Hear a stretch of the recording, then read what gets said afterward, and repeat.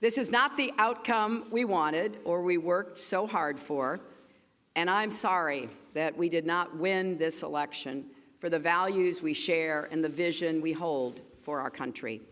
Hillary Rodham Clinton delivering her concession speech the day after losing last year's presidential election.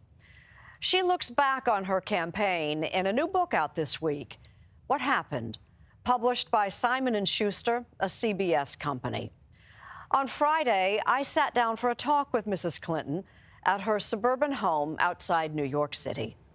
So I'm wondering, how are you? I think I am good, but that doesn't mean that I am complacent or resolved about what happened. It still is very painful. It hurts a lot. Hillary Rodham Clinton has spent the last 10 months trying to figure out why she isn't president of the United States. Can we talk about Election Day? Did you have any clue what the outcome of that day would be? No. As the polls closed, Clinton supporters gathered in a New York City convention center, expecting to see history being made.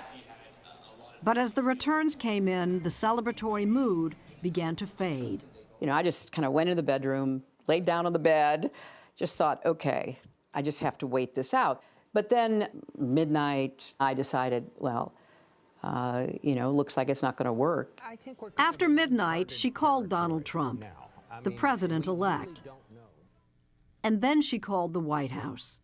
You called the president. I did. I felt like I had let everybody down. Morning came, and the nation was waiting to hear from her. I had not drafted a concession speech. I've been working on a victory speech. Our best days are still ahead of us. And then on what she thought would be her first day as president-elect, Hillary and Bill Clinton headed back home to Chappaqua, New York. I just felt this enormous letdown, this kind of loss of feeling and direction and sadness. And, you know, Bill just kept saying, oh, you know, that was a terrific speech, trying to just kind of bolster me a little bit. Off I went into a frenzy of closet cleaning and long walks in the woods and playing with my dogs and yoga, alternate nostril breathing, which I highly recommend, trying to calm myself down, and, you know, my share of Chardonnay. It was a very hard transition. I really struggled. I couldn't feel, I couldn't think. I was just gobsmacked, wiped out. Weeks passed, but she couldn't remain in seclusion forever. You know, after the first of the year, I had a big decision to make. Was I going to go to the inauguration? Well, defeated candidates don't necessarily show up. No. But you're a former First Lady. But I'm a former First Lady, and former presidents and First Ladies show up. It's part of the demonstration of the continuity of our government. And so there I was on the platform, you know, feeling like an out-of-body experience. And then his speech, which was a cry from the white nationalist gut. This American carnage stops. What an opportunity to say, okay, I'm proud of my supporters, but I'm the president of all Americans. That's not what we heard at all. Clinton had been so sure she'd be the one giving that inaugural speech. You specifically bought this house for a reason. I did. And this was to be? Well, I know a lot about what it takes to move a president, and I thought I was going to win. The Clintons had acquired the house next door to accommodate White House staff and security during a second Clinton administration. And doesn't it kind of haunt you that... No, I'm very happy we did it. At a dining room table in that house, she wrote about what happened. I couldn't get the job done, and I'll have to live with that for the rest of my life. So what did happen? Hillary Clinton was supposed to make history as the first woman president of the United States. I started the campaign knowing that I would have to work extra hard to make women and men feel comfortable with the idea of a woman president. It doesn't fit into the stereotypes we all carry around in our head. And a lot of the sexism and the misogyny was in service of these attitudes like, you know, we really don't want a woman commander-in-chief. I will be the greatest jobs president that God ever created. I tell you that. Her opponent? Real estate billionaire and reality TV star Donald Trump. You're fired. A political novice who had previously defeated 16 GOP primary challengers. We will make America great again. He was quite successful in referencing a nostalgia that would give hope, comfort, settle grievances for millions of people who were upset about gains that were made by others. What you're saying is millions of white people. Millions of white people, yeah, millions of white people. And then the Russians. American intelligence began picking up signals that Moscow was attempting to influence the election in Trump's favor, both by hacking into Democratic National Committee emails and by spreading false information online. The forces that were at work in 2016 were unlike anything that I've ever seen or read about. It was a perfect storm.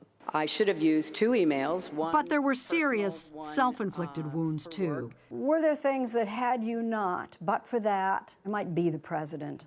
Oh, I think the most important of the mistakes I made was using personal email. I never sent or received any classified material. A stream of explanations for her decision to use a private email server while she was Secretary of State never satisfied critics or the press. I've said it before, I'll say it again, that was my responsibility. It was presented in such a negative way, and I never could get out from under it, and it never stopped. Not even after the director of the FBI, James Comey, cleared her of any criminal charges. We cannot find a case that would support bringing criminal charges on these facts. While adding a postscript that stuck. There is evidence that they were extremely careless in their handling of very sensitive, highly classified information. I don't know quite what audience he was playing to, other than maybe some, right-wing commentators, right-wing members of Congress, whatever. The email investigation appeared to be over until late October. Any reaction to the FBI investigation? With early voting already underway in some states, traces of Clinton's emails were discovered on a home computer of the estranged husband of her close aide, Huma Abedin. Anthony Weiner was the former congressman who was being investigated in a sexting scandal. 11 days before the election. 11 days before the election, and it raised the specter that somehow the investigation was being reopened. It just stopped my momentum. Now remember this too, Jane. At the same time he does that, about a closed investigation, there's an open investigation into the Trump campaign and their connections with Russia. You never hear a word about it. And when asked later, he goes, well, it was too close to the election. Now, help me make sense of that. I can't understand it. No new improprieties were discovered, but Clinton believes Comey's 11th hour intrusion cost her the election. And then there was the harm she believes was done by Bernie Sanders, her fiery populist primary opponent. She has given speeches on Wall Street. She writes, his attacks caused lasting damage, making it harder to unify progressives in the general election and paving the way for Trump's crooked Hillary campaign. No, she's crooked, folks. She's crooked as a $3 bill. But Hillary Clinton looks inward, too, acknowledging a tone that didn't fit the political landscape of 2016. I understood that there were many Americans who, because of the financial crash, there was anger and there was resentment. I knew that. But I believed that it was my responsibility to try to offer answers to it, not to fan it. I think, Jane, that it was a mistake because a lot of people didn't want to hear my plans. They wanted me to share their anger. And I should have done a better job of demonstrating I get it. There were some memorable verbal gaffes, too. You could put half of Trump supporters into what I call the basket of deplorables. Why do you think that word deplorable had been circulating in your mind? Well, I thought Trump was behaving in a deplorable manner. I thought a lot of his appeals to voters were deplorable. I thought his behavior, as we saw on the Access Hollywood tape, was deplorable. And there were a large number of people who didn't care. It did not matter to them. And he turned out to be a very effective reality TV star in our presidential campaign. When you said basket of deplorables, you energized. No, but they were already energized. But you offended some people who didn't personally feel deplorable at all. I don't buy that. I don't buy that. I'm sorry I gave him a political gift of any kind. That was a gift. But I don't think that was determinative. And when you're a star, they let you do it. You can do anything. Whatever you want. Grab them by the can do anything.